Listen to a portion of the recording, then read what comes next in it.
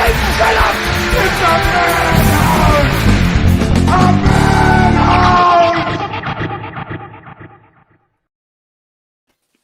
welcome to the movie Madhouse. I'm Rob. I'm James. I'm Jason. And our buddy today, Middagh. Middagh. How you doing, buddy? Doing well. Thank you.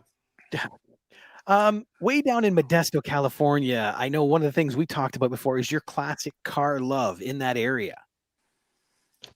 It's dry heat out here, so cars have survived.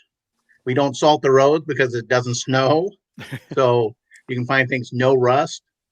But yeah, George Lucas from Modesto, right? Did a little movie about cars, and it just went from there. Wow. But yeah, the love of cars go way back, and as you know, I do Graffiti Con, exactly, which has been off last year. I don't know if it'll happen this year, but we mash up my love of cars with pop culture. Roughly, when does that take place? Well, traditionally it's during the month of June. Okay. And June, the classic graffiti cruise was all, it goes all year long, but people just come from everywhere that first weekend after graduation. And that's been traditional for years here in Modesto. And a lot of people, when you think about it, cruising started post World War II. It's been going on. The eyes were back. There was no gas rationing. They started making new cars, so you could pick up an old car cheap, and you had nowhere to go. Nobody told you what to do, so the soldiers just started driving. And in Modesto, it does. Some of the classic cars started here. Start the modification. Gene Winfield, who's a legend in the car community, started the Century Topper Club. So you're driving an old Deuce Coupe, 32 Deuce Coupe, at 100 miles plus. Oh, wow. That would be that's scary. But these guys were modding their cars and doing that. So that just kept going. And then guys like Gene and some of the other guys influenced Lucas. And, Lucas, of course, if he didn't wreck his Fiat, would have probably not made movies. He wanted to be a racer. So we talked briefly about that because that would have changed the face of entertainment today. Oh yeah, in so many ways. Yeah, you could definitely consider Star Wars particularly to be like a keystone film in entertainment history. Oh, Star Wars, Indiana Jones. I mean, so much of the stuff that he's done. And not just what he did, but what he has done to inspire other people, and really mixing special effects and live action effects and making something so much greater. I mean, you think about it, without, ILM, so many films just wouldn't have been made or as believable. Yeah, exactly. Everything behind the scenes. ILM came from Lucasfilms. Pixar came from Lucasfilms. Skywalker Sound, THX Sound Systems. THX Sound. Yeah, so much was developed because it wasn't there. So they were like, okay, I want this. Nobody else is doing it, so we're going to invent it. Guess we got to make it. Yep. And see, with my love of Star Wars, I still love the Christmas with Empty Presents. That is still like the best story ever of the Christmas of '78. When people were just so hot to get these toys, they sold empty boxes. People opened empty boxes on Christmas Eve in anticipation. You got a coupon. Yeah, of getting them next year. Yes. My roommate actually had a set of them. My roommate actually had a set of them before they came out because his grandfather worked at the company or was one of the main guys at the company that made all the dyes and colors for the toys. They're in Cincinnati. So he was given all these Star Wars toys, prototypes, really. And, my roommate Bill was like a little kid and he played with them, lost them, destroyed them, probably blew a few up. And now we talk about it like, yeah, if you would have kept them, if you just would have put them in a box, which no kid would, I was like, those would be buying a house for you. Yeah. Well, that's why they are that valuable. Oh, no, for sure. Because kids played with them. I know I played with mine. Friends of mine growing up, the Corgets were real good friends with Lucas. Their dad was friends with Lucas. They drove together and all that. He gave them some of the, lightsaber flashlights, and they put sticks in them and bashed the crap out of them, destroyed them. Props from the movie. Wow. The speeder was just left out in the field. Here we go. So, they didn't think about that stuff. It was like, whatever, get rid of it. There you go. That's the certificate. Early bird certificate. Wow. I never heard that story. Yeah. No. Because it was one of those things. I mean, Lucas got a nickel for every dollar off of the toys. He just wanted them out. Nobody wanted to put them out. So yeah, it's an amazing story. And I was just reading on here. It says you would receive them between February and June 1st, 1978. Wow. Merry Christmas. Here's your nothing. Enjoy. But man, that's iconic because that's never ever happened since. Even Tickle the Elmo, which was incredibly popular, they still had it. People weren't buying. Yeah, it was out. It got popular. They sold out, but they were out there to begin with. The closest thing really to tribute, I'd say, is what's happening right now with the PS5. They can't make them fast enough. Oh no, for sure. I mean, but once again, they were out. People were able to buy them. They just they're more popular than the supply did not meet the demand. It was just with the Star Wars toys, there was no toys. They were making them. They were doing what they could, but they could not get them out.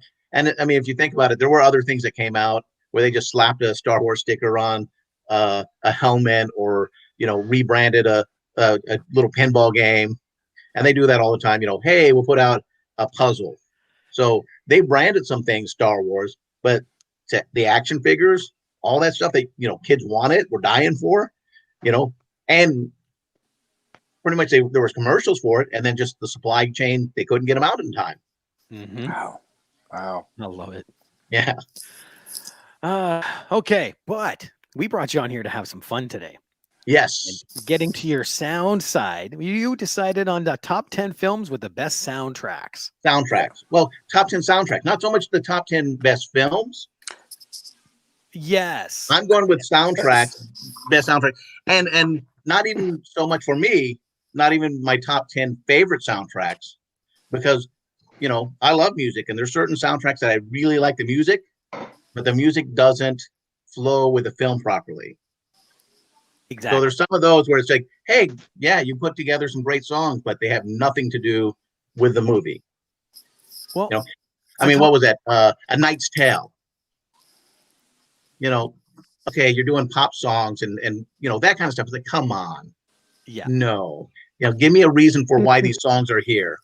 And the other one that I excluded was musicals. Only because the songs are integral in the story. Like, you can't have that film without the music, so it doesn't really capture. Yeah, you're basically listening to the movie. Right. I have one, and only one. But if I didn't, I might not have a top 10. So I had to include one. I had a hard time. And I had a very hard time. I had like 40 or 50 out there originally. Exactly. The other thing that I did is I didn't have films in there that have an iconic song. I figured there's got to be 2 or 3 songs at least to be considered for a good soundtrack. Yep. So, well, let's kick this off then, Middagh, our guest number 10. What do you got? Well, you alluded to it before, and being a narcissist, and I want to continue promoting The Ranger original soundtrack, released in 2019. I actually was the music supervisor on the film, and the soundtrack actually spans 40 years, from the first song, Charlie Rich, to the last song that was recorded like a month before the album actually came, or this movie actually came out. It debuted at South by Southwest. When it got accepted, we had to rush to get things done. And, there's some country in it. There's actually a country song that ended up recharting in a few spots at number 1 because it was used in the trailer. But each song actually works for characters, and that was one thing I looked at. Was there's the different characters. There's the Ranger, who listens to more country stuff, so there's a couple country songs in there. It's a punk rock slasher film, so there has to be punk rock, but there's different punk rock and different, like any musician, any fan of music, you don't just like hardcore or you don't like this. So it's like this character is more, East Bay punk rock. This is more New York hardcore. This is more, poppy. So I was trying to do a nice little blend of that. It's a good movie. And I actually thought it did well. And I was happy, 90%. There was a few songs that I would have liked to add that didn't make it in. There was a few bands that the director really wanted that we couldn't get the song she wanted. So it was like, okay, I'm not even using that band, even though we could use other songs. Yeah. But so that was number 10. Well, if you're looking for it in Canada, it's on Black Fawn Distribution. You got it on VOD there, or you can buy an actual copy of it. I've got the actual copy. And maybe Madhouse guys will have a little watch party when we can get back together. I look forward to that. Yeah, it's a fun movie. Black Fawn's got some great stuff. And come on, let's get this started. You all have. It actually was released on LP as well, double LP, where you get the score and the soundtrack on vinyl. That's awesome on vinyl. Very cool. Goodwin, start the line dancing. Go. Thanks, Pam. No dancing. This show just took a big turn. She's got a thing about us dancing. I don't get it. I know. It worries me a lot. Mm-hmm. Jason, what's your number 10? Well, my number 10, interesting enough, it has a connection to the story we heard earlier. And because I had to include it, there's something about Star Wars. That soundtrack, just that opening blast, it will just throw me back down to being a little kid again. And so it had to be on this list. For some reason, when I think soundtrack, I think songs. Well, and that's I have not added one score. I have one. So I differentiate it, and I love. There's some great scores out there. I love Ennio Morricone, of course, John Williams, Danny Elfman. There's some great scores out there. The score to John Carpenter. Most of his films that he scored himself is amazing. The scores that Robert Rodriguez works on. But I was like, this is a soundtrack, which is the songs from the movie, opposed to the score. But yes, great movie, great score. John Williams is a genius in what he does today. And, we're lucky that he's been able to score the entire series. And again, it's another one who's inspired new future generations. Actually, Middagh changed my mind. I'll replace the one score I had with an actual soundtrack. And what was that score? It was Tron Legacy. Oh. Well, okay. Well, again, if I wouldn't have included that, I wouldn't have had 10. So no, all good. No, fair enough. I had extras and extras and extras that I can swap in. If we do top 10 scores, I can do that too. I'll be out of that one. All right, James, what's your number 10 then? My number 10 was put out in 1998, the same year as the movie. It's the soundtrack for Disturbing Behavior. And like with most soundtracks where you have the CD, but there's also songs in the movie that don't appear on the soundtrack. You've got the main song from it by The Flies, Got You Where I Want To, where you got Katie Holmes and James Marsden who actually appear in the video. You've got the song Hail Mary by the band Scold.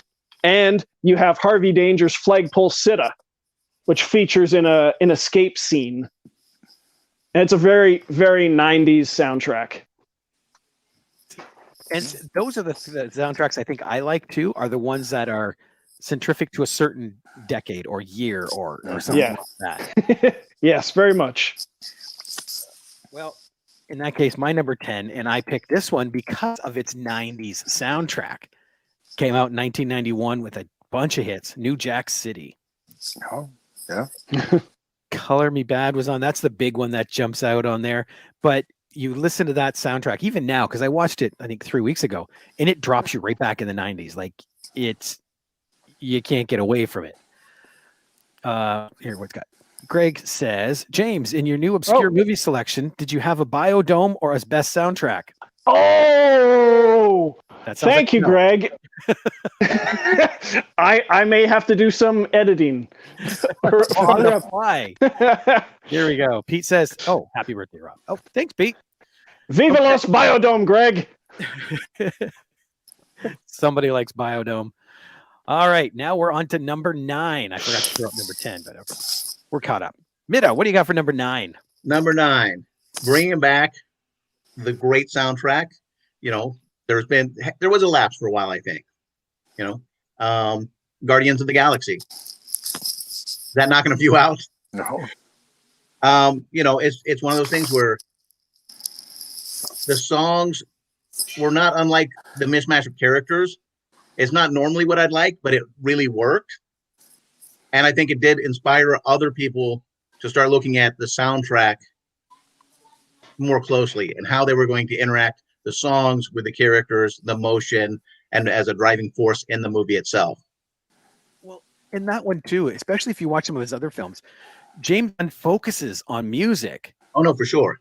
You know, into the story. So who would take 10cc, take, you know, The Runaways, take Redbone? Most people didn't even know who Redbone was, but throw them all together.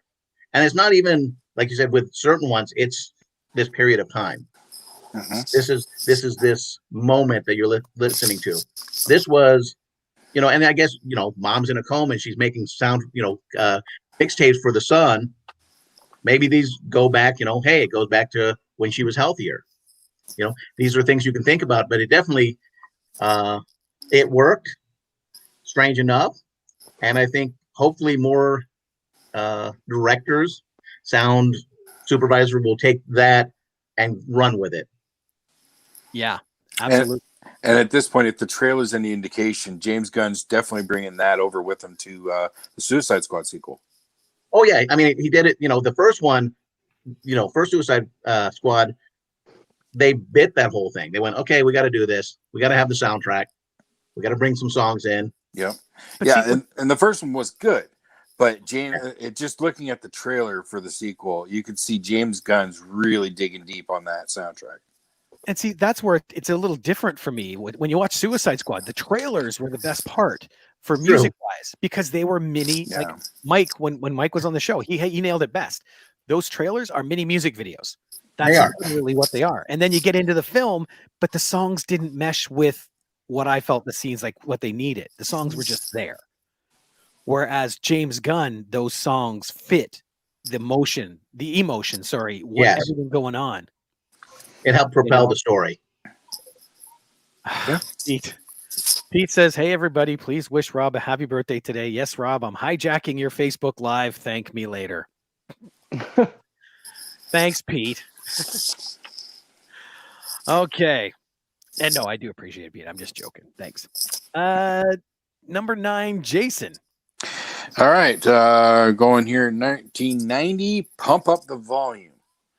Pump up the jam. That soundtrack, the movie is so weird and with that dark. It's a bit of a dark comedy at times. Yes, but it gets very serious. But you still have that like you mentioned, punk rock edge, and you know, and the soundtrack just encompasses all of it.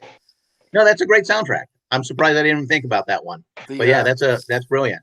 The one song from that soundtrack that really stuck with me for some strange reason. Concrete Blonde? No, actually, because I prefer the Leonard Cohen version. But it was Wave of Mutilation. I'd never heard that song before, and that it just like I listened to that song on repeat for like days. That's my number 9 too. Oh, cool. I adore that film, and it is music. I'm a big Concrete Blonde fan, so yeah, I jumped in on that one.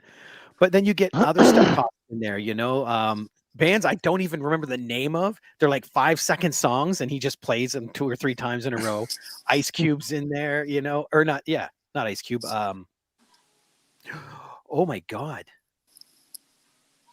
are you getting your ices mixed up? I can't remember exactly. So. Oh my! Why am I drawing a blank on his name? Now he's an actor. He's on Law and Order. Ice-T. Ice-T. There we go. Oh my God, I can't believe I did that. At least you didn't say Vanilla Ice. Vanilla Ice. There we go. Yes. No, He, never. no, he's a home rental guy now. But yeah, that soundtrack just blew me away. You know, Mhm. it's going to date me, but I had the cassette. You know, So did I. over. No shame in it. Over. There's no shame in the cassette, man. I know. Still, wasn't a CD. That came later. James, what do you got? I just realized that all but 2 of mine are all from the 90s, Really? including Biodome, which I put on my list, but I won't say where yet. Okay, see, my number 9. Action and 90s was great for soundtracks. Yes, very. My number 9 is from 1996, and it's the soundtrack for From Dusk Till Dawn, which features a lot of Tito and Tarantulas, which Yes. are a staple of a lot of Robert Rodriguez films. Specifically, which was a song that appeared on our other list. Damn it. After Dark. After Dark. Yeah, with the snake dance. But Oh yes. the stripper song. The Yeah. strippers. Salma Hayek with the giant python. That's okay. Yep. Now I remember. Let me see here. Craig said, "Happy birthday, Rob." Thank you. Pam says, "If one of you has Queen of the Dam soundtrack on you, you are a lot more cooler." It just barely missed my list. That is a damn good soundtrack. Craig says, "Jason with Clerks." I used to own that soundtrack. And then Greg finally said, "James, Dusk Till Dawn, not a bad selection. Is this a great redemption day for you?" Maybe. James is our little black sheep. His films are usually horrible and no one's heard of. And by that definition, better than theirs. All right. So, But everyone has their own opinion, well, no, right? This is why we love Only film. when they're right. It's right. You can have our opinion or you can have your wrong one. That's fine. It's all good. Number 8, Middagh, you're up. I know we'll get some pushback on this one. But as we're talking about with Suicide Squad, the commercials being like little videos, this whole movie was like a montage of videos. Each song kind of being a soundtrack to its accompanying vignette. Okay.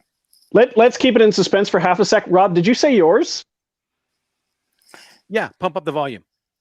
Oh, okay, sorry. Go ahead. Sorry. Released in 1981. Anyone? Bueller? 19... Bueller. Cheap Trick, Sammy Hagar, Cheap Blue Oyster Cult, a favorite of mine, Devo.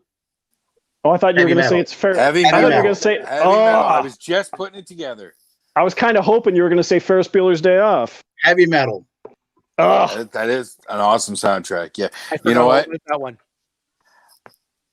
I did. I prepared for this episode by watching the episode that you did with pre-2000 comic movies.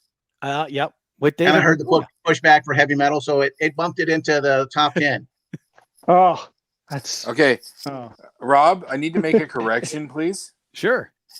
Please remove Star Wars from my number 10 slot and put heavy metal in there. You Oh. can- High five. And Boom. I get criticized for my opinions. because they're wrong. Well, no, Star Wars is a score, not a soundtrack. He was Yeah, making the and- correction. And heavy metal is a terrible piece of garbage, and we're talking about movies. Well, But it's still a soundtrack, Soundtrack. Judgment Day, yes, And- yes, it and- was. and you pushed back. You pushed back last on the one I listened to. So I was like, it's Oh. making it into the top 10. Well, if I All can your help, fault. And it's, If it's I can on re- mine too. Now it's on 2 If I lists can- now. if I can reach one person. You're getting credit for pushing it out. So everybody, Yeah. after this, go find yourself a stream of heavy metal, or listen to the soundtrack and enjoy. Yes. Or go listen to actual heavy metal.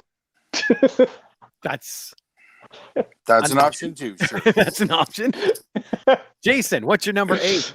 My number 8, 1993's Dazed and Confused. You talk about a film like the soundtrack giving you the era. You don't get that early 70s, like just they wish they were still in the 60s vibe. It just, that soundtrack just screams it perfectly. Dang it. You know what? I'm now thinking of a couple Vietnam era films that I should have had on here just for that reason. Dang. Yes. So, yeah, Dazed and Confused. Dazed and Confused is like, gives you that feeling just before Vietnam kind of thing. Like, you know, a little happier time kind of thing. Mm-hmm. That's a good pick. That's a very good pick. James, what do you got? My number 8 is from 2009. It's the soundtrack for Jennifer's Body. Really? Yes, that one. Not just because of the song that plays, that becomes the anthem throughout the movie, the Through the Trees, where the actual band, I can't remember the name of the actual band, but in the movie it's Low Shoulder, but it's a different band that they're lip syncing to. But you've also got the song Time by Cute Is What We Aim For. You have the cover of I Can See Clearly Now by Screeching Weasel. You have the song White Lies by Death. You have the song, what is it? Florence and the Machine, the song Kiss with a Fist. And see, I think that film to me is a great example of how a soundtrack can get lost, because I did not find that film very appealing. Like, it wasn't horrible, but see, and I thought that movie was so much, in terms of movies around that time that were written by Diablo Cody, I thought all of the awards that Juno got should have gone to Jennifer's Body, because it was such a way more entertaining movie and a way better soundtrack. Okay, soundtrack again. And that's just it. I didn't enjoy my movie watch, so I don't remember the music that well. But I love all the music you were just listing. So it's like, why did I not remember that soundtrack? It does hinge on how much fun you're having while you're watching the movie. It does. I did not realize it until you just mentioned that. Because I might have to revisit that film just for the music. I've never watched it. And Megan Fox. Yeah. But the music. Oh, and the band that's headed up by Adam Brody. Those guys are hilarious. Adam Brody is hilarious in that movie. And there's a tiny couple, one scene cameo by Chris Pratt. Really? Yeah, he's in one scene. He's in the bar scene. I'll give it a rewatch. Just one, but I'll give it a rewatch. My number 8. It's a film I saw by accident, but it's now one of the big things I use for my list is rewatchability. How often do I rewatch these films? So anything on my list, I've watched at least a dozen times, if not more. And I accidentally saw this film to impress a girl. You tripped and hit the remote and fell on the couch and you couldn't. It was weird. I know, right? Tangled in the couch cushions, and I had to sit there until help came. But it's 1989's Dream a Little Dream. Oh, yes. The Coreys and Meredith Salinger. That's an awesome soundtrack. The soundtrack is so catchy in that film. I listened to the soundtrack more, so I had to go back and watch the film again because the songs reminded me of certain aspects of it. But yeah, I adore that film. There's a big hit off of that soundtrack. But I'm trying to... Oh. No. Rock On. Rock On. Oh yeah, Michael Damian. Yes. But there's also a great cover of Dream a Little Dream by Mel Torme and Mickey something. Yes. Yep. Because he does his own version and then they do the duet. Yes. In the credits. Yeah. But man, yeah, that's just like Pump Up the Volume. That's another one of those soundtracks I am really hooked for. Yeah, and REM's It's the End of the World as We Know It. Yep. Transformers should be on your list, James. If I was going to, it would be Transformers. It could be several of them, but they all seem to have, they're like 95% score, and there's like one great song, and it's usually by Linkin Park. Transformers 4 has a great one by Imagine Dragons, but if they were score ones, if this was a score list, I could put them on there, and they just have a kicker by the one vocal song. Yeah, that's a one song rule. It's got one song. It's not a soundtrack. Now we're moving on to number 7. Middagh, what do you got? From 1997. In the soundtrack of the movie, there was 41 songs. 41 songs used in this movie. They were picked mostly by Joe Strummer. 2 Clash songs are on it. John Cusack, Dan Aykroyd, Grosse Point Blank. Oh, Nice. And much like Pump Up the Volume, you know, you have a narrator of sorts with the DJ. And I really appreciated that, you know, and you know, but yeah, and then there's one, and normally I would really cringe at it because there's a song that came out in 1989, which was 2 years after what would have been their reunion year, because it came out later, by Los Fabulosos Cadillacs from Argentina, a song called Matador, but it's great. It's used in one of the dance scenes at the high school reunion. But for anybody who hasn't seen it, go ahead. I was going to say, it also introduced, I suppose, the 90s generation to reintroduce to the 90s generation Violent Femmes' Blister in the Sun. Yes, Violent Femmes, Go-Go's, Aha. It's an 80s soundtrack.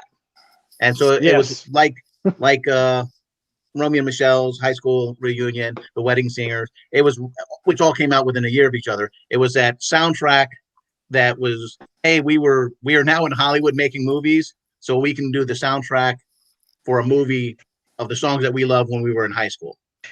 Really what those were. You know, people in the industry are now able to put something in that film that they love. Well, it's just like James Gunn doing now. These are the songs he grew up with that were culturally significant to him, and he's throwing them into his film. That's why you become that, so you can do it. Here, world, enjoy what I loved. You know, you got to listen. Awesome. Jason, number 7. I'm starting to get baffled about these soundtracks that I forgot about that would have made this a lot easier. I was drawing a blank. This is baffling. I told you, because I went through my entire CD collection, picked out all my soundtracks, and I was whittling them down. It's like, oh shit, I haven't listened to these in ages.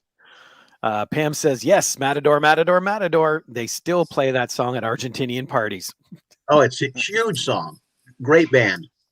Yes. I got to watch. See, I haven't watched Grosse Point Blank since it came out. Same here. What? Yeah.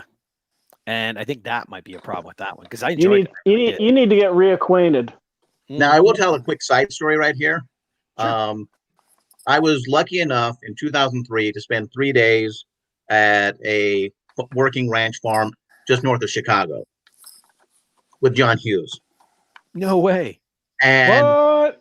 At one point, we're talking about the person I'm up there with. We were touring together, Chris Candy, whose dad was John Candy, and that's where the introductions came from. We're there, and John was like, "Hey, you love music?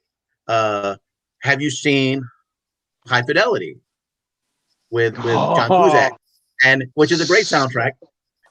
John Hughes was like, "I can't watch that boy's films.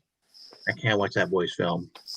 He goes, and I can't remember, you know, it was probably Weird Science. Yeah, Weird Science. He was saying the entire time during Weird Science, he was like wanting to ape somebody else's lines. Oh, I should say that. It's like, it doesn't make sense. That's Anthony Michael Hall's line. You're not that character in here. Oh, come on. Let me do this. And then Weird Science, they're filming, and this is a great story. This is where I'm getting to. They're filming some stuff, and there was this woman who was a makeup artist, and she was getting married. So this was like the last thing she was going to do before she got married. She had pregnant, moving along. Well, she wasn't showing, and I guess John Cusack at 16, 17 years old, whatever, was really enamored by her. Well, she's engaged. She's happily engaged. So she's not receptive to any of his approach, his moves, we'll say. So he did something. It got back to Hughes.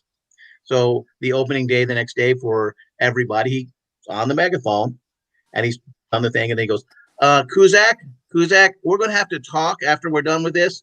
Adults do not poop on people's chairs. You don't shit on somebody's chair. So we need to talk about this. It's something you don't do. I want to keep this in private. But apparently, as a young man, that was his end game. And he was just like, whenever I see him, I just think of that moment, and I just can't. Oh man. Okay, I have to admit, knowing that in the back of my head, I would have a hard time Right? watching. Oh, I still love his movies, But you but can't help think about it. Say Anything, amazing movie, So I was gonna watch One Crazy Summer again soon. so much fun. So good. Yes. Christopher Columbus, boom. I don't know if I can now. Oh, I'll watch it. I'll watch, what was it? Better Off Dead. Yes. See, mine's My like, $2. I would put High Fidelity at probably the top of John Cusack's movies. mhm. And Awesome. a lot of great top 10 lists in that movie. Yes, that's almost all they talk about. Yes. Okay, back to Jason. Jason, you're number 7. Seven. You talk about soundtracks with a DJ. 1987's Good Morning Vietnam. That was one of the Vietnam ones I was thinking of. Vietnam, yeah, I was thinking of that one. And Robin Williams. This is easily one of my top 3 Robin Williams movies. It's hard to pick a number one, but it holds a very high place on my Robin Williams chart. But this soundtrack, again, you're back in the movie. Like, I can picture the entire movie just from listening to the soundtrack. No, for sure. And it did the job. It propelled the film, and those songs were characters in the movie. Absolutely. Literally. James, number 7. My number 7, well, thank you, Greg, for reminding me of the the greatness of 1996's Viva Los Biodome. Biodome. It's got a couple great songs by the punk band Wax, neither of which I have been able to find anywhere. But you've also got covers of Kids in America. You have the original Safety Dance. Yes. Men Without Hats. Men Without Hats showing up in the movie. The always popular Apache Indians Boom Shakalak, which appears on another one on my list. It's another very 90s soundtrack. I love it. And which Greg owns that, and we would listen to that repeatedly. This might be a bit of a surprise, but I want to agree with James. Like, that is a great soundtrack. I totally forgot about it, but I loved that soundtrack. I remember listening to that soundtrack a lot. I love that movie. This is not supposed to be happening. This is like the third sign of the apocalypse. That's why I'm a little scared, but Biodome, yes. Well, we have to give credit to Greg. Yes. Brian thanks, Greg. Can't stay on, but his top 3 growing up were Reservoir Dogs, Last Action Hero, and Beavis and Butthead Experience. Oh, Last Action Hero nearly made it. Well, mine is from 2011, and the songs in it are great songs, but they're done as a cover, and it puts a whole different spin on the song, which I absolutely loved. Not to mention Zack Snyder is one of my favorite directors. So it's 2011 Sucker Punch. Okay. Yes. Emily Browning covers Sweet Dreams, Where Is My Mind, and a White Rabbit is in it.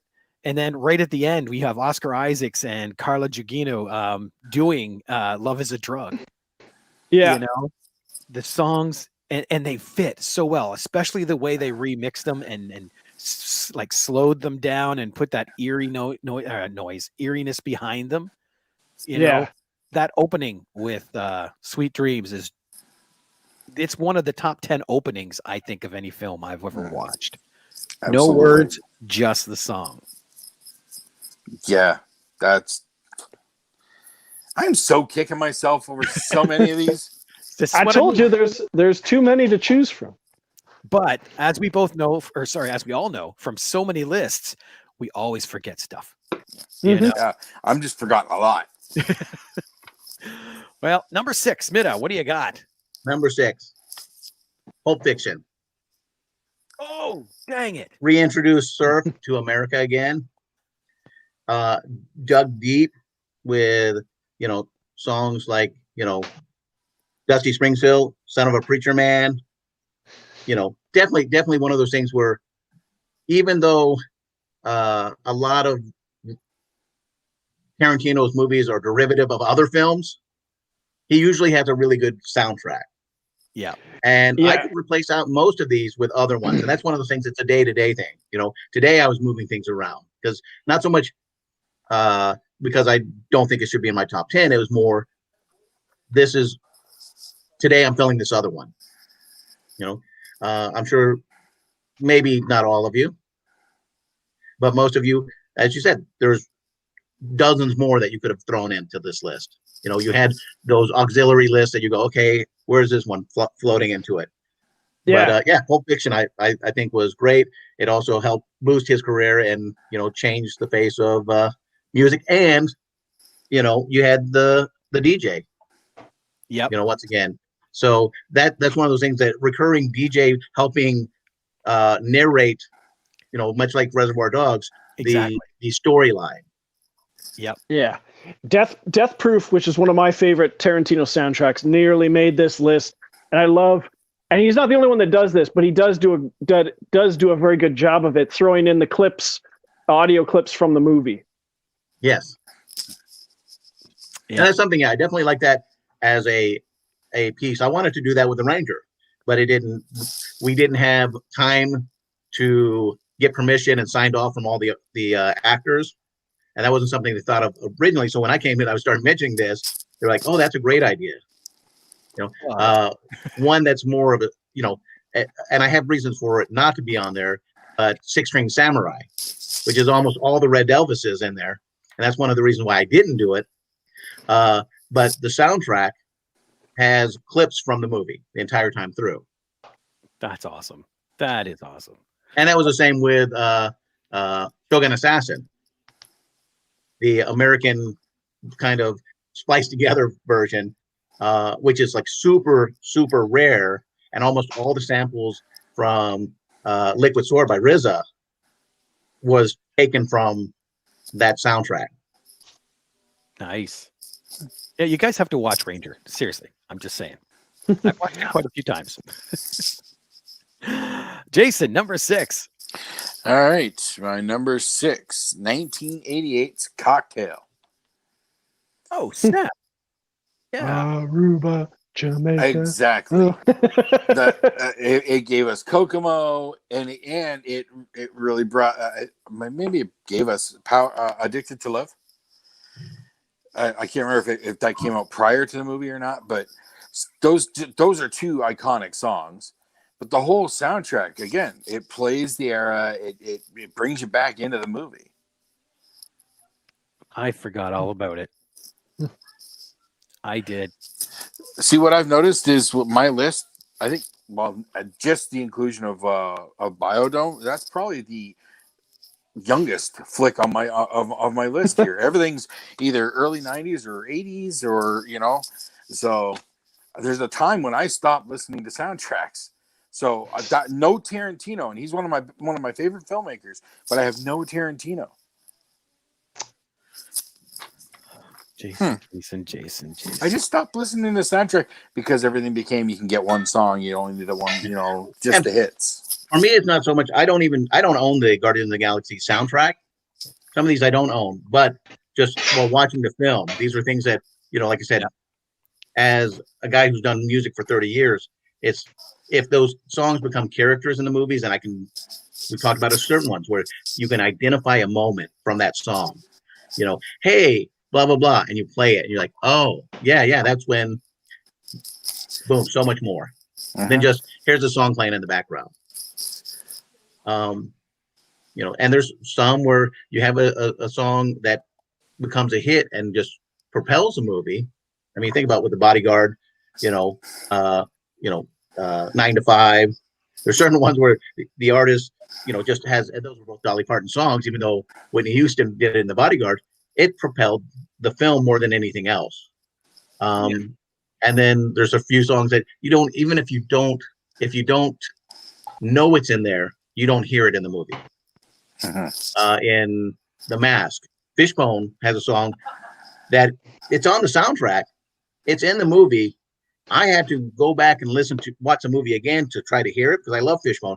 And it's when when Cameron Diaz first meets up, she's in that black and white sexy dress, and they're at the swing club, and a car drives by. It's playing in the car as it drives by. That's just like T2 with Guns N' Roses. Yeah. So some of those things, it's like they throw them in, it's there. Well, in The Ranger, the Polyester Wag song is actually on the radio when they're dialing in and out, and they're hearing the report of the cop being killed. Yeah. So you hear it coming through the radio, kind of staticky, which really worked for the film and kind of gave that transition of them going from the city into the hills. Mm-hmm. But if you didn't know, you're not picking. Oh, hey. Yep, I heard it for 4 seconds. Yeah. Yep, exactly. If that. Yeah, that's where it gets tricky with soundtracks because, like you said, like the biggest one that I remembered was T2. They're driving by on the motorcycle and you hear it, and that's literally all it's in the film. But yet, it was the go-to song for promotions. It happens. James says, "Hey guys, what's the topic? Topic is what's scrolling across the bottom. Top 10 great soundtracks with Middagh Goodwin. That's our topic. So, James, what is your number 6? My number 6 from 1995. Loved most largely thanks once again to Tito and Tarantulas with some help from Los Lobos and Antonio Banderas himself. Soundtrack for Desperado. Desperados. I forgot about that one. I forgot about a lot of these. Amen, brother. I forgot about one until just now, and I'm trying to work it into my top 5. He's editing on the fly. Yes. Buddy. Well, my number 6 was already mentioned, actually, just recently by Middagh. 1992's The Bodyguard. And that's because of that. You hear a song and it's iconic. Okay. Just one. I will, whatever you want. You tell me what you want. If you can tell me, one, we mentioned that was a Dolly Parton song. Yep. Who did Dolly Parton write that song for? Anybody? Anybody? Bueller? Kenny Rogers. She wrote it for Kenny Rogers. Did not. She wrote it for Elvis Presley. And Elvis Presley, the deal was he would cover it. He loved the song. But he got 100% of the publishing if he did it, and 50% of the songwriting credit. And Dolly said, "These are my babies. I would love to co-write a song with you, and you can have 50% of the songwriting credit for it. You can have the publishing for it if you want, if we co-write it, but this is my baby." She's made millions off of that song. It was literally best little whorehouse in Texas. It was in that, but it was in 9 to 5. It was Bodyguard. Elvis Gus, or actually Nick Lowe in the Bodyguard soundtrack. What's so funny about Peace, Love, and Understanding, which is just one of those snippets in there that they had another band cover, so they didn't have to pay money to Elvis. Nick Lowe got $1 million check from that movie. Because the movie played so much, the soundtrack sold so much, so just his it's 6.6 cents per album sold. He got so 6.5 cents, 3/4 cents an album added up to $1 million plus. Wow! Now that, of course, being the single and all much heavier in it, she got so much money from it, and she's like, "Yeah, these are my babies. I'm not going to give them to somebody." Don't give up your publishing, folks. You don't get 50% writing credit if you don't write anything. Okay. On another side, Gene Simmons, when he was signing bands, said, I get the publishing and 50% of all writing credits. A friend of mine was in a band called Jet Red. He wanted to sign them. And Willie Hines, a singer, I'll put it out there. I don't care. I'm grown. I do what I want. Told Gene, anybody who writes a song called All Night knows dick about songwriting. Yep. You can't have credit on my song. You want to collaborate? Sure. And he goes, oh, really? And then click, just hung up on him.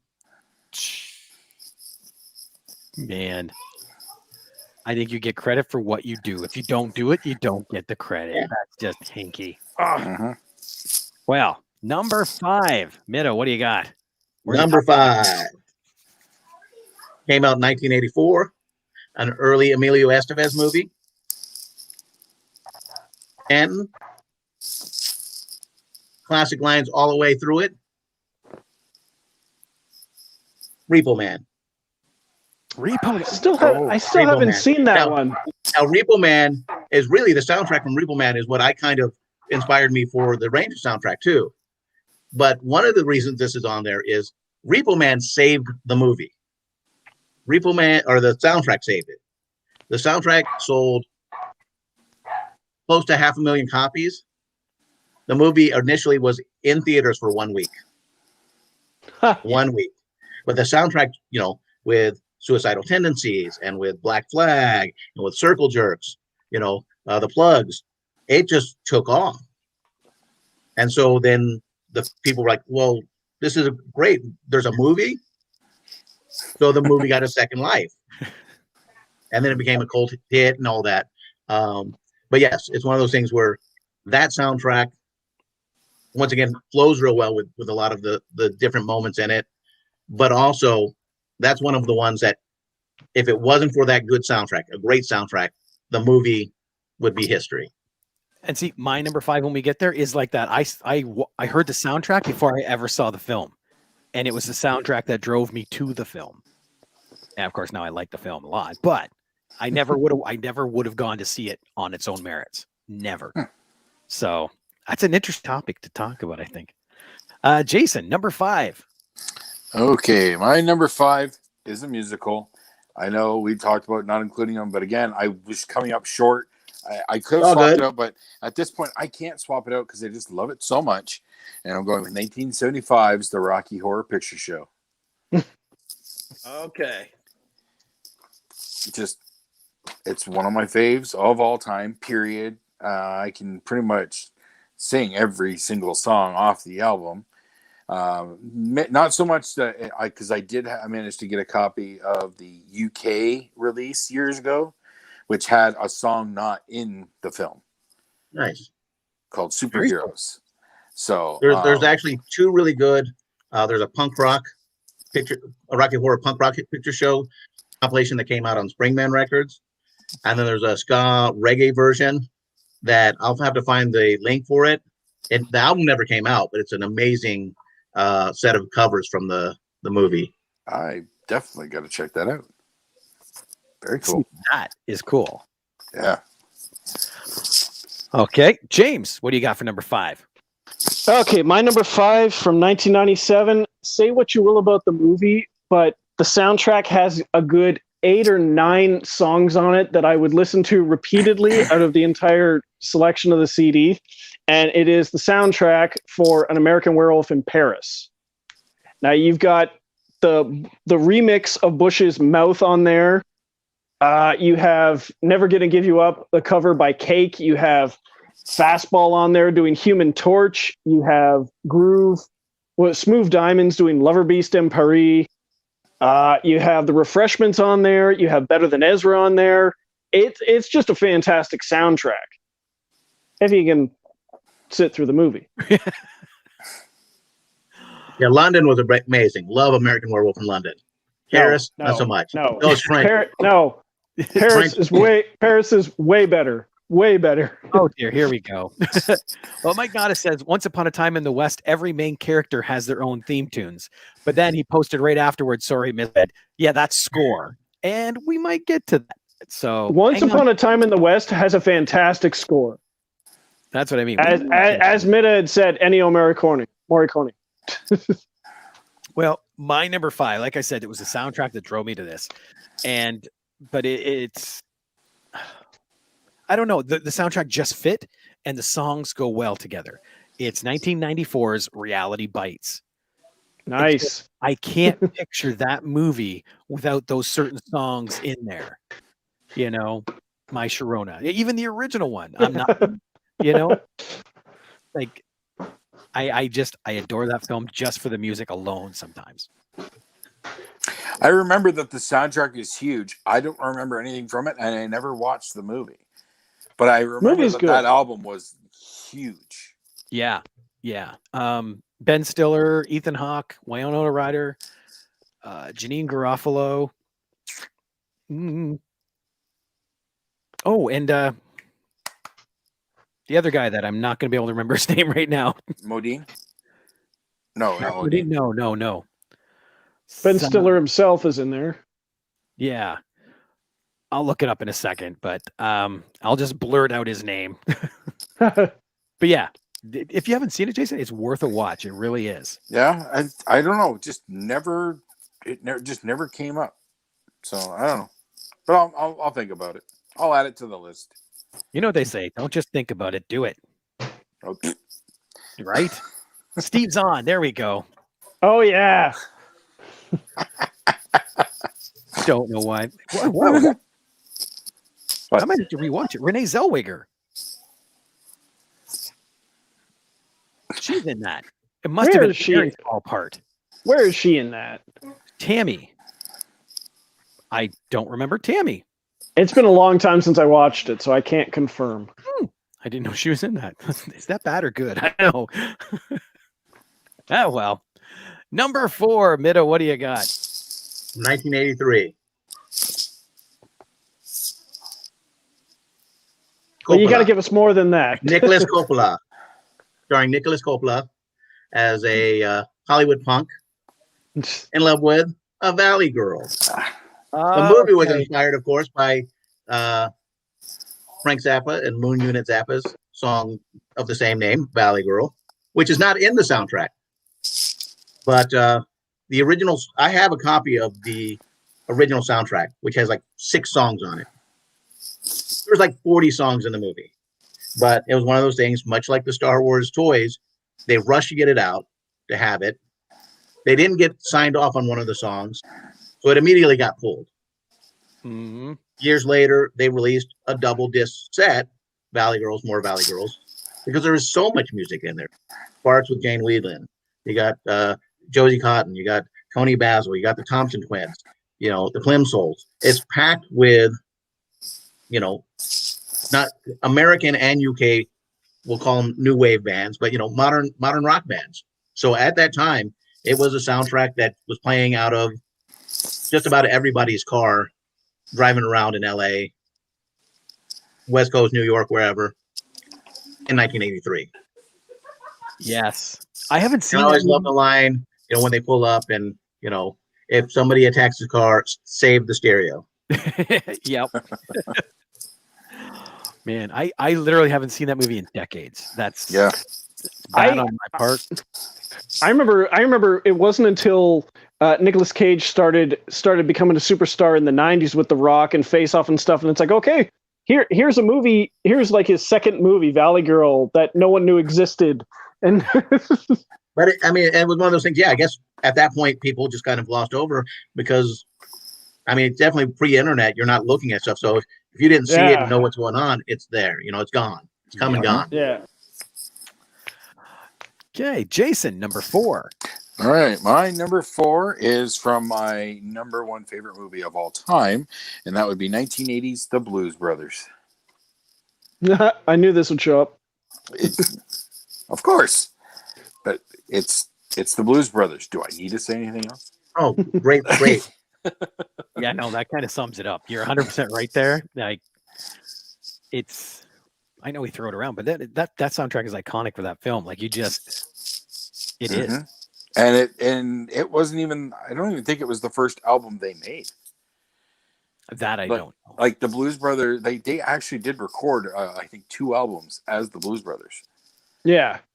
Now I got to find those. Thanks. Jeez. You're welcome. James, number 4. My number 4 is from 1994. It's a very beloved 90s film for me. It is Threesome. It is the other one that features the Apache Indian song Boom Shakalak.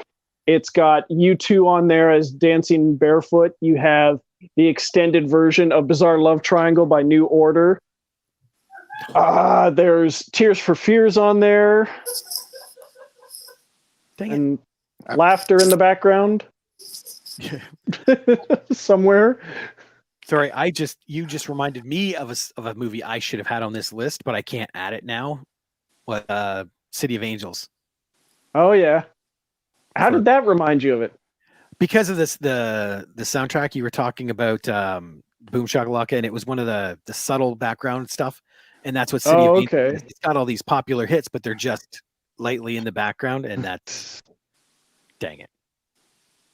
Nice. I'm like totally drawing a blank on the movie Threesome. Like that's not. I don't remember that at all.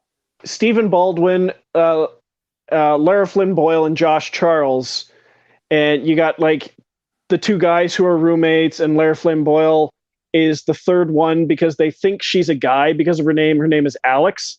So they classify her as a guy, even though she's a girl. So she gets stuck, and it's all 3 of them in the same little dorm room. And it's sort of like kind of like a love triangle thing set up. Good movie. Great movie, yes. That does not sound familiar at all. Let me see here. Greg said, laughter is the canned music Rob saves for some of your selections. Did I miss Biodome? Yes, you did. It was number 7. Okay, so where are we? Oh, me, number 4. This one, and again, it's just films I really watch, and when the music grabs you, it grabs you. And other than one song in the movie being sung horrible on purpose, I still love it. I adore this film, 1997's Boogie Nights, because a lot of this music puts you back in that late 70s, early 80s period.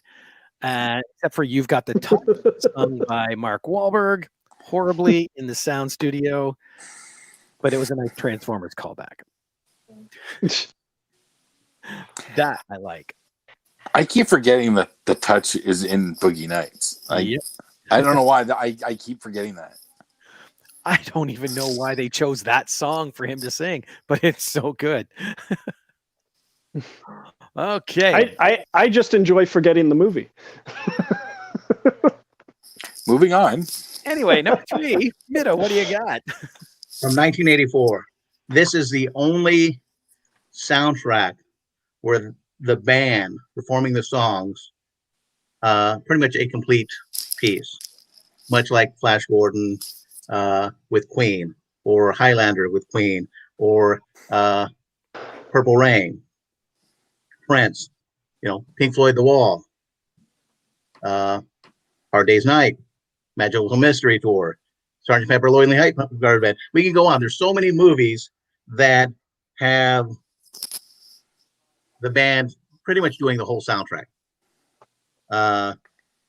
It was nominated in the top 400. They got dwindled down to the AFI's top 100. Didn't meet it, but Christopher Guest, Michael McKean. Yep. Spinal Tap. This is Spinal Tap, and this was one of those movies. It came out on. We saw it. Me and some friends saw it in the movies, but once it came out on VHS, for that summer afterwards, we picked movies, and I think we saw that 5 times during a summer, and it was like somebody at least once a week would grab it, different persons, and the girls we were with at the time, none of them liked it. They hated it. Would get mad, and then they'd pick something that none of us really cared for, but whatever we put up with, but it'd come back to it. And I think part of it was because, one, they were all musicians that played the part. They actually played. 2, they took the music seriously. It's a comedy, but that was something they took so seriously, was those songs. Mm-hmm. And I think that's why not only does a movie just continue on with those songs. People can hear them, and they actually inspired other people to play. I purchased my first VHS player like when I moved out to my own place a little bit, and that was the first VHS tape I bought. Was this Spinal Nice. Tap just for that? But, Yeah, but this goes to 11. and that's what I was testing my sound system to 11.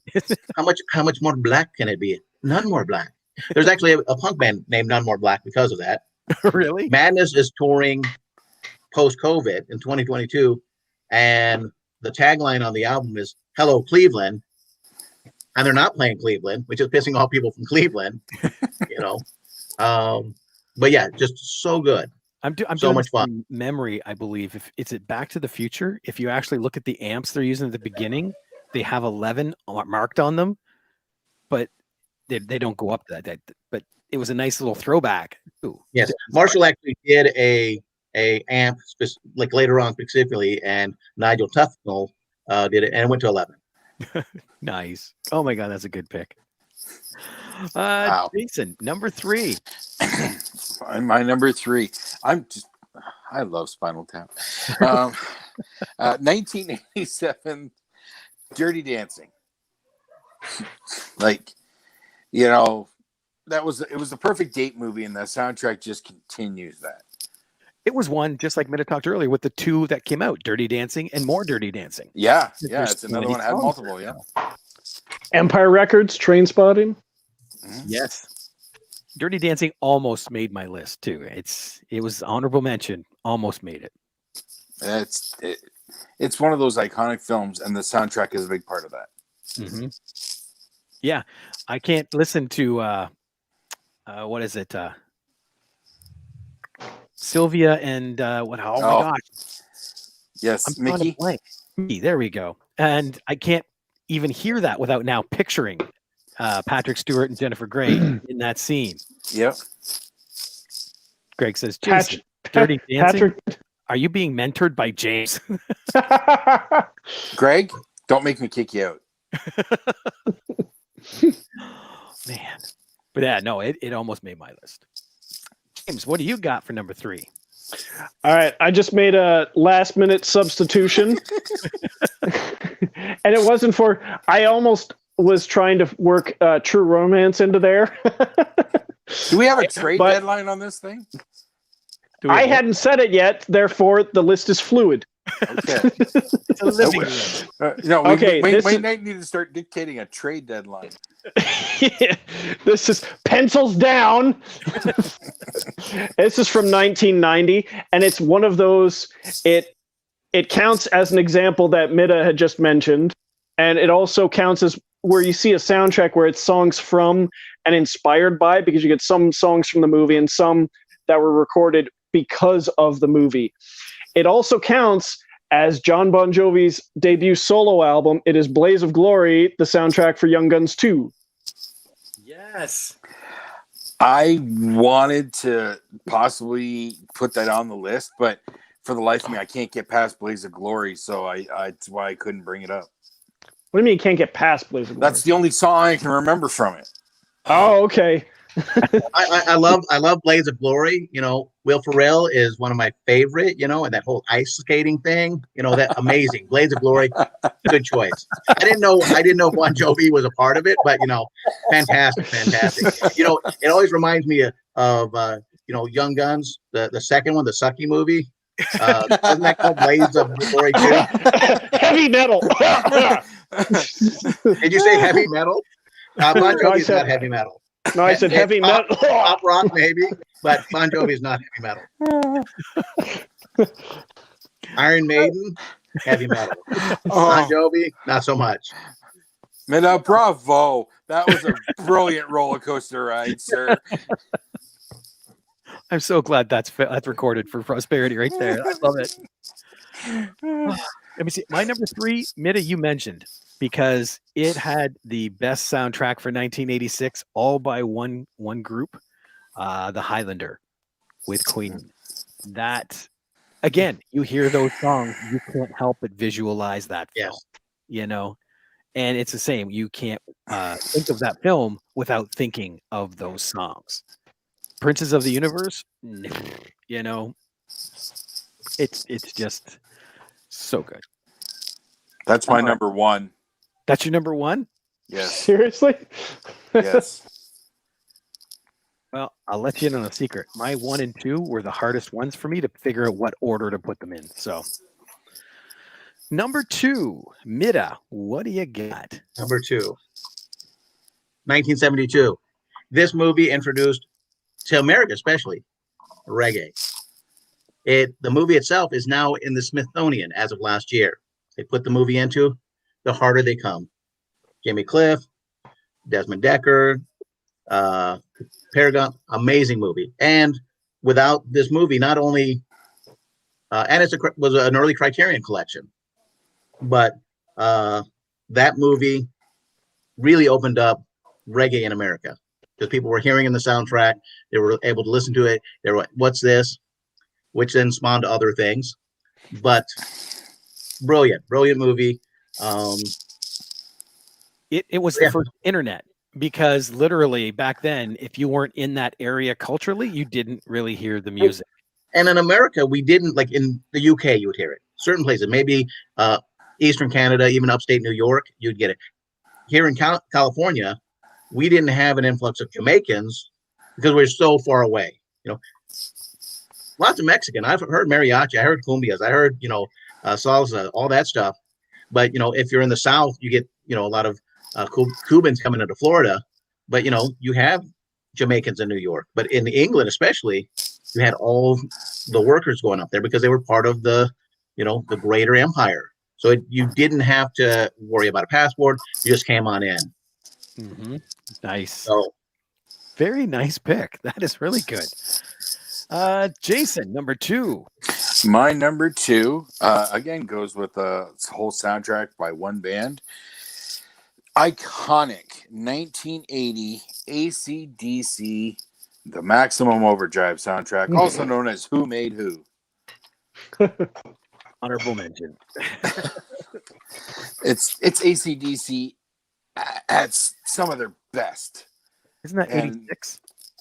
No, 80. Oh, yeah, it is a 6. Again, I used actual pen and paper, and my 6 is a little more open than it should be. Gotcha. Hey, you're in the 80s. That's good. But it's AC/DC. It's got a rock, man. Nice. And that's it. It fits, and every single song fits the movie, like fits the scene that they use it in. That's another one of those that you can't think of the film without the music, and vice versa. And Stephen King, has a love of music, and that was one of the things that he's very much involved in when he's involved in the movie. Yeah, well, AC/DC was his favorite band at the time. Yeah, AC/DC, and so then that's why he got hooked up with them. Yeah, with Pet Sematary with the Ramones.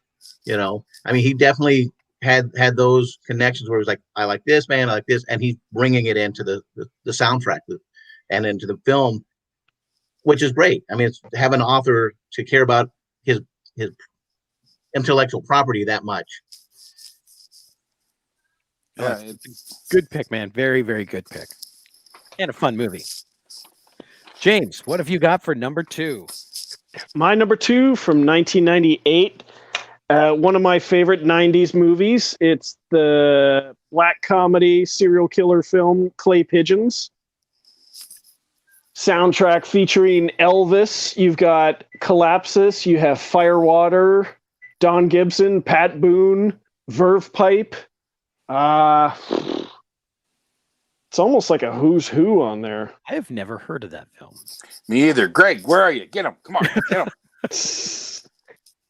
I don't know if Greg's seen this one, but yeah, it's a great soundtrack with some country, some rock on there. I swear to God, sometimes for these lists, you just go down movies from 90s and you look, no one's heard of that one? I'm throwing that on my list. Can I help it if I watch more movies than the two of you together? I can't argue that point at all. I literally cannot. Oh, Greg said, what movie was that one again? Clay Pigeons. There we go. Greg's looking it up. Now we got somebody on it. Vince Vaughn, Joaquin Phoenix, Janine Garofalo, Scott Wilson. Yeah, it's awesome. I've never heard of this. It's the I've mentioned it before on our favorite songs from a movie. Craig says, I thought you were going through the bargain bin.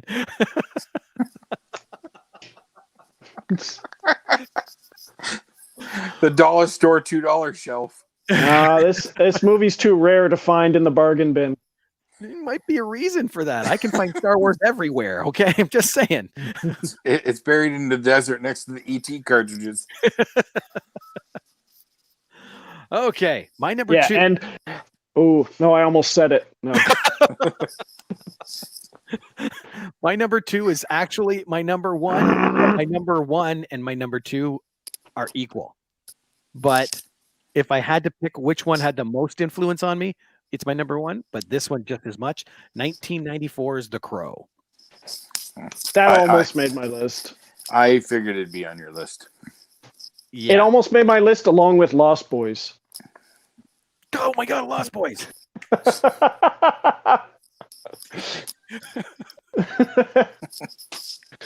I forgot that one. Oh, okay.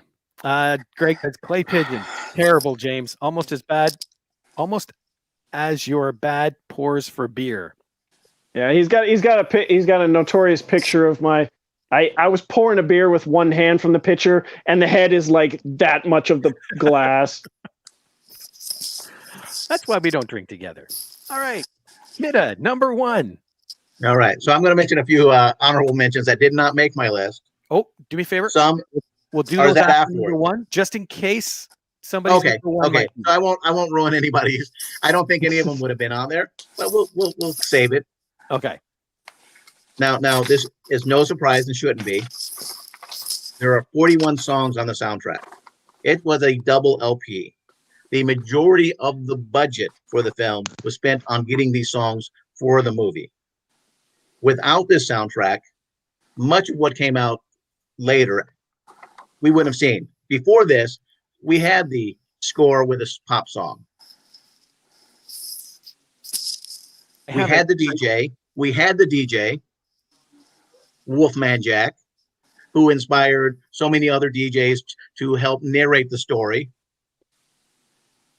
You had the songs going from 50s, late 50s rock and roll, rockabilly kind of stuff, up to the Beach Boys when somebody gets on the plane to go to Vietnam. American Graffiti. American Graffiti. As soon as you started talking, it's like, oh, and I wrote it down, and then you got into it. It's like American Graffiti, and it is. Each character has his own little soundtrack. There's the songs you hear Bob Fla Fla rolling up, and you hear certain songs, and so that is one of those brilliant things that Lucas hasn't really repeated since then, but this was the soundtrack of his youth from 1962. This was the songs that he heard cruising. And that's something that nowadays, because everybody has MP3s, they have satellite radios, we don't hear the same soundtrack. A lot of the movies that you're picking have a certain bond and a certain thread because you guys are, I'm assuming a similar age. I was born in 66. So a lot of mine are leaning a little earlier. Mm-hmm. Much of yours are, very 90s-esque.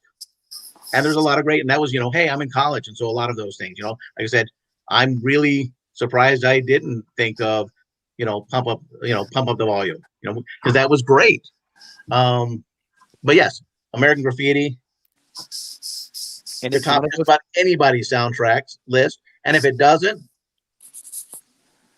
I'll fight if you come to Modesto. But it is literally one of those film soundtracks that drops you in that year. It does. You can't help but feel 60s when you. Oh no, for sure. I mean, much like Good Morning Vietnam, you hear those songs, and you're there. Yep, you're in the moment. Awesome pick. Jason, we know yours. The Highlander. Yes. Makes sense. It can only be number one, right? James, what do you got for number one? My number one from 2005. It is my favorite Cameron Crowe film. And as everyone knows, Cameron Crowe always worked for Rolling Stone, always has great soundtracks for his film. and I think this is the best soundtrack for one of his films, as well as what I consider his best film. It is Elizabethtown, where you've got Elton John, you have Tom Petty, you have Ryan Adams, you have Tom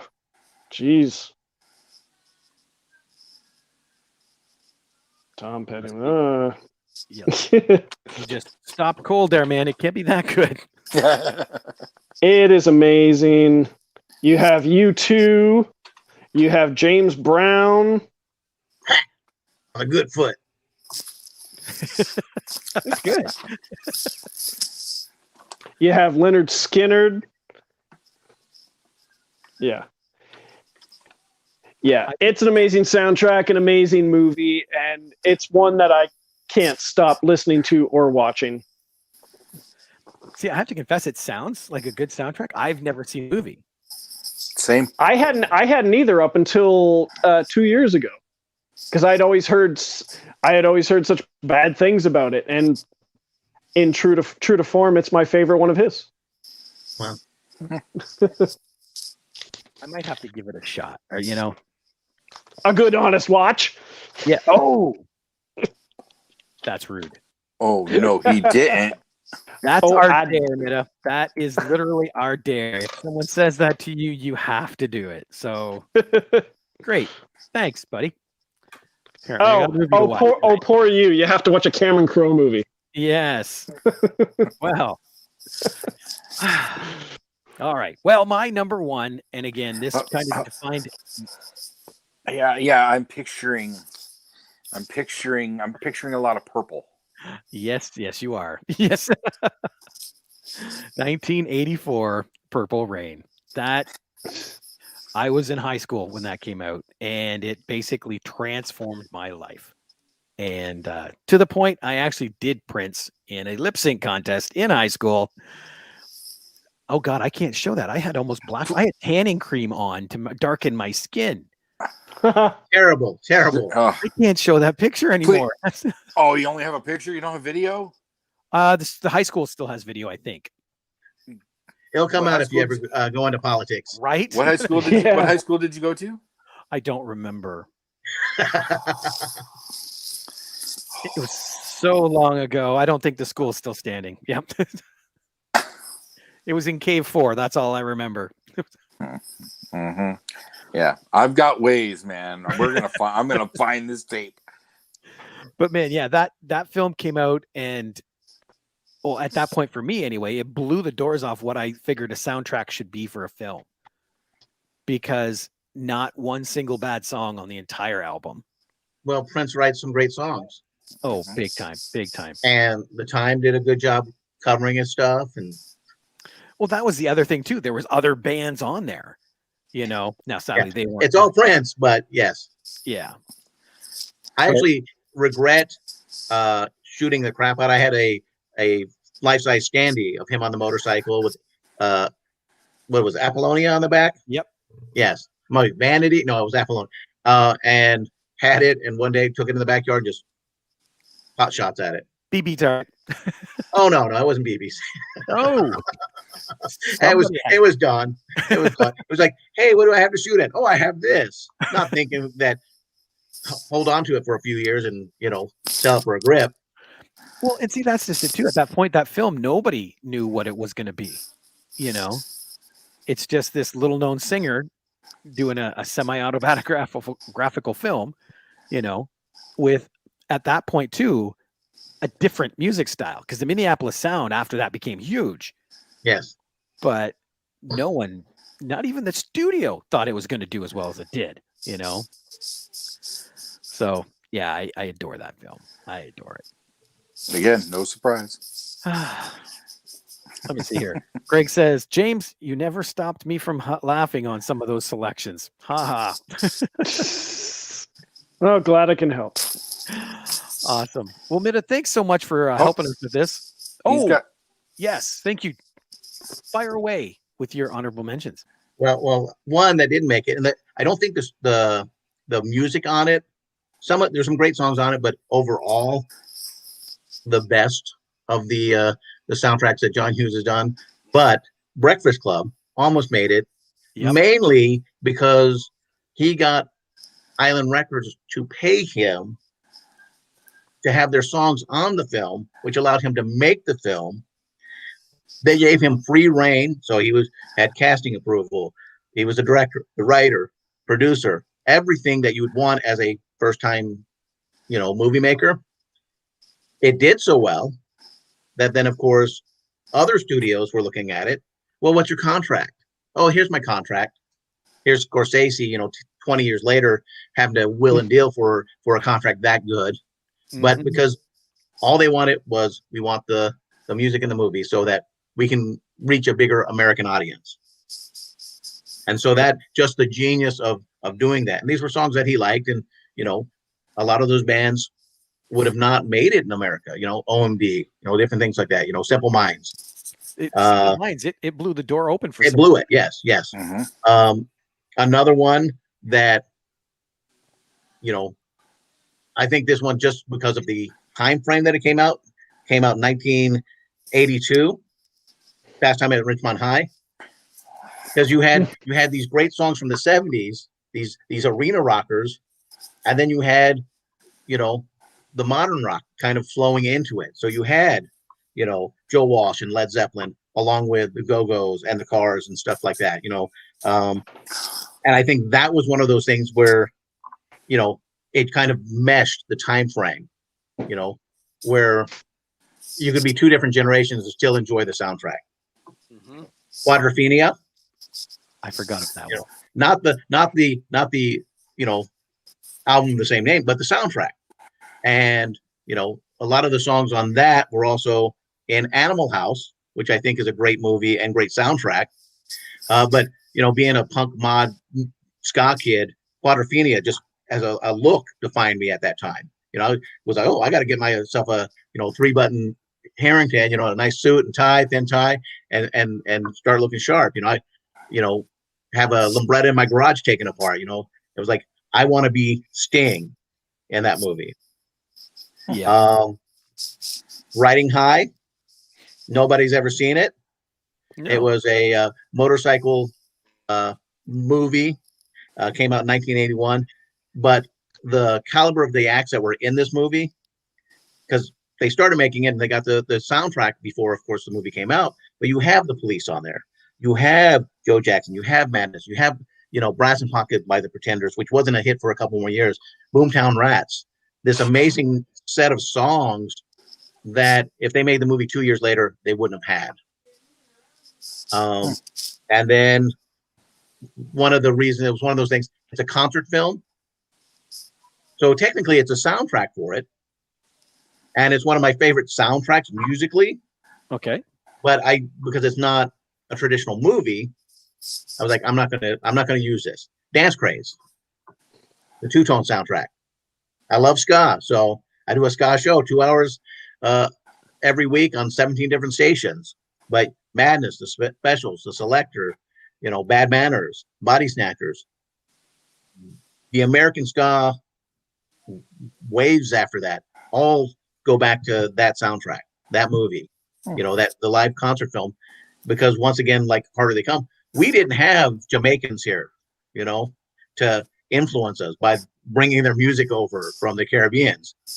So we got that second wave, the two-tone era, coming over here, and that movie was a midnight movie being shown everywhere. It didn't get a first run here, but as a midnight movie, kids all over the U.S. were watching it and really developing their own scenes and their own sound based on what they saw and what they watched. Nice. I've never heard of that. Now I want to look that up. That is cool. And one of the cool things about it too, as a concert film, steady cams. Half the film was shot from guys in the audience. They wanted the feel of it being live. I mean, one of the crazy things was, and it's reports all over where kids were dancing in the aisles in these movie theaters to the music, like they were actually at a concert. That is cool. Yeah, I got to look that one up now. I was just trying to pull up some stuff, but there's not a lot on it that I can find, but I'm going to find it. Yeah, Dance Craze. I will find it. Awesome. And then, of course, there's a myriad of other ones that, I was like, as I'm writing up my list, Like I said, it's on paper. Yeah, I got some titles like that myself. It's like, okay, this is good, but these 20 are what I really have to focus on. Oh no, I mean, there's definitely that, and then there's those ones, like I said, that could have gone in. I think, as Grosse Point Blank, there are, like, it's a Wedding Singer and Romeo and Michelle. The soundtracks are very similar, but I like Grosse Point Blank as a movie better. The Wedding Singer. Yes, it's a great soundtrack. Yes. And like I said, I graduated in '85, so those movies that came out 10 years later, that was the soundtrack of my youth, and that was appearing in the movie. So, a lot of that was like, oh, hey, these punk albums, whatever. I mean, there's those ones that are ensconced in the moment where, like, it came out and it's like that soundtrack is that date and time that the movie came out. Nice. Singles, some of those ones where it's like, that is that time, you have these songs and they're on the radio and they're on the soundtrack. So it's like you're living the same thing as those people in the movie at that moment in time. Then there's other ones where it's like it takes you back. Platoon, I think is an amazing soundtrack. Apocalypse Now, and that's another one where they did a lot of dialogue too. So you get some of these ones. Scorsese, a lot of his movies, have that feel to it, where you have that moment. Yep. No, you're 100% right. Those were some of the ones that I thought of at the beginning when I said, oh, these Vietnam era ones. Those were two of the big ones. Oh, no. Okay, what do we got? Oh, Pam said, Rob. I said, happy birthday. Thanks, Pam. Thanks, Pete. Thanks, Pete, for mentioning that. All right. On that note. Now, I would suggest that we sing you happy birthday, but I don't want Disney coming after us. Right? They own it. They don't own it. It's not copyrighted anymore. Oh, did they finally? Is it finally public? Is it public? It's been public domain for a couple of years now.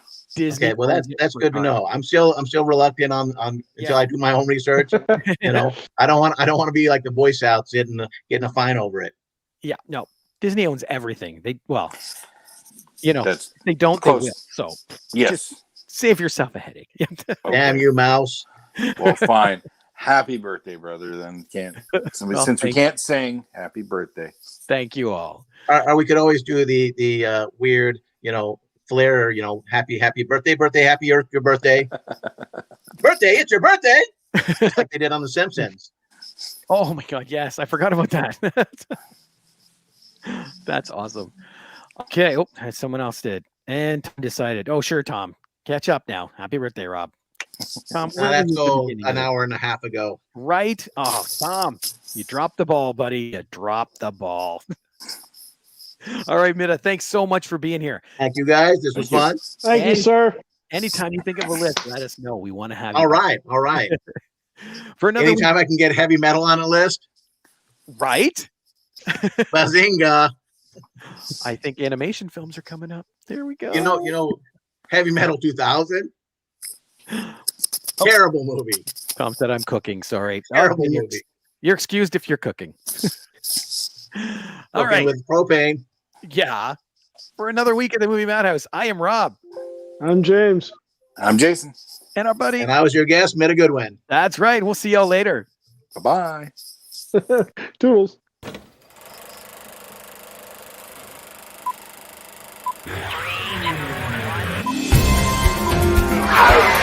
Shut up! It's a madhouse!